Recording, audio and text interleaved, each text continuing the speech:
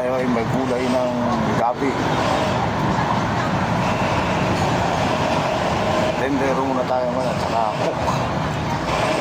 Dito naman tayo sa pwesto magluluto.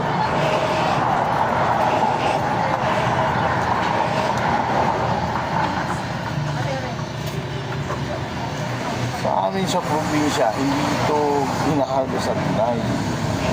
Kadalasan ito niluluto lang ng bilog at kinakain.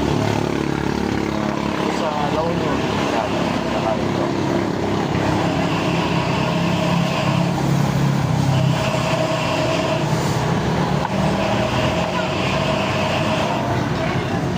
Ito yung malalaking gabing yung gabing naglalaman. Hindi na sa amin to. Pero dito, madalas nilang